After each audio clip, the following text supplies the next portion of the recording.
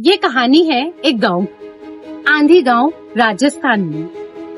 तो ये कहानी यहाँ से शुरू होती है कि हम आंधी गांव 12 मार्च 2020 को यहाँ पहली बार आए थे।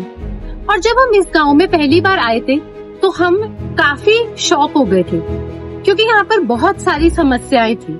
सबसे बड़ी समस्या यहाँ पर वेस्ट को लेकर थी। लोगों के घर से निकला हुआ गंदा पानी सड़कों के थ्रू, नालियों के थ्रू जाकर इकट्ठा हो रहा था और लोग उसी पानी को खेती में इस्तेमाल कर रहे थे। और वो लोग काफी अनअवेयर थे इसके कॉन्सिक्वेंसेस से।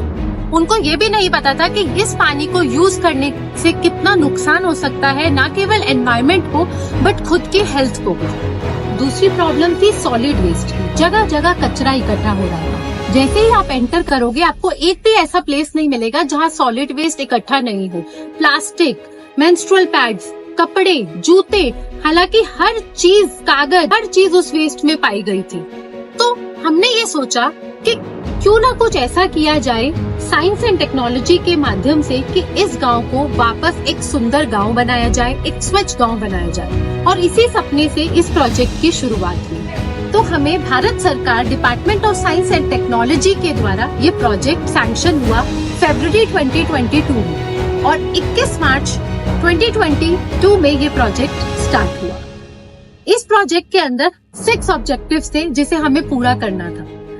सबसे पहला ऑब्जेक्टिव था रिमोट सेंसिंग। रिमोट सेंसिंग के द्वारा पूरे विलेज की ड्रोन इमेजेस ली गई और ये देखा गया कि पानी का फ्लो कहाँ जा रहा है, वेस्ट वाटर कहाँ से फ्लो होके किधर ट्रैवल करता है। सेकेंड ऑब्जेक्टिव था जिधर सबसे ज्यादा ग्रे वाटर फ्लो हो रहा है नेचुरली, वहाँ पर एक वेटलैंड बनाना है। तो सेकेंड ऑब्जेक्टिव के अंदर हमने एक वेटलैंड कंस्ट्रक्ट किया जहाँ पर 70 to 80% of the grey water now will be treated and will be now reused for agricultural purposes.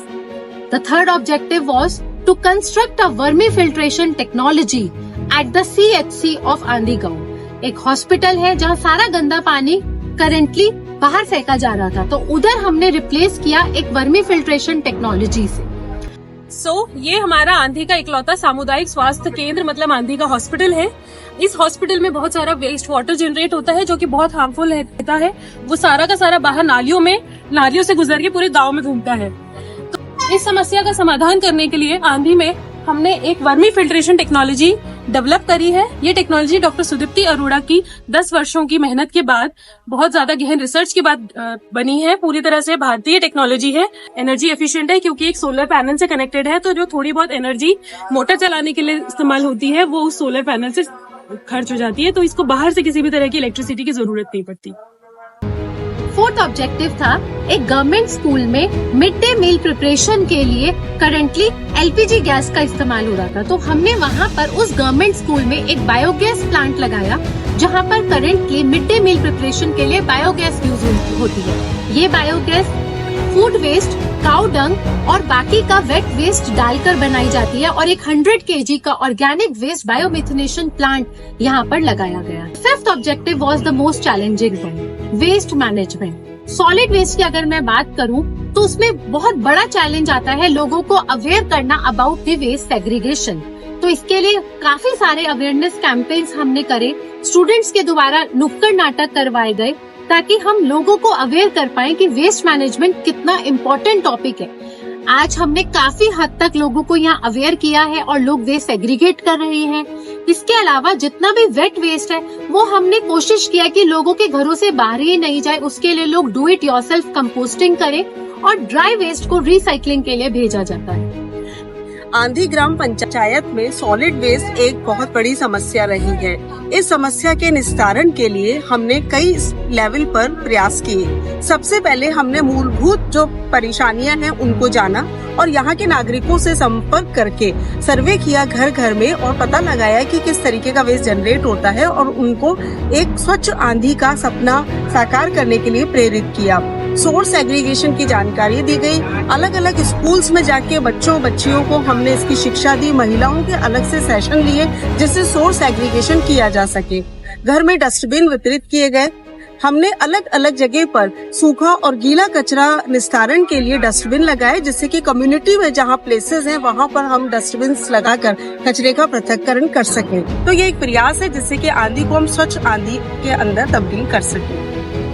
Last objective was health campaign.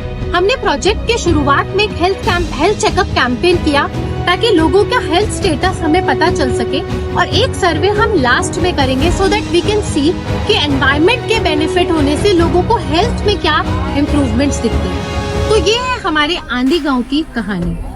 आइए हम आपको इससे और रूबरू कराते हैं इन फोटोज और वीडियोस के। माना कि मुश्किल है सफर पर सुन ओ मुसाफिर, हो कहीं अगर तू रुका तो मंजिल आएगी ना फिर। कदम कदम मिलाए जा, गगन गगन झुकाए जा, रख हौसला कर फैसला, तुझे वक्त बदलना है। डरना तो बंदिया, रुकना तो बंदिया, राह पे चल बंदिया। डरना तो बंदिया, रुकना तो बंदिया, राह पे चल बंदिया।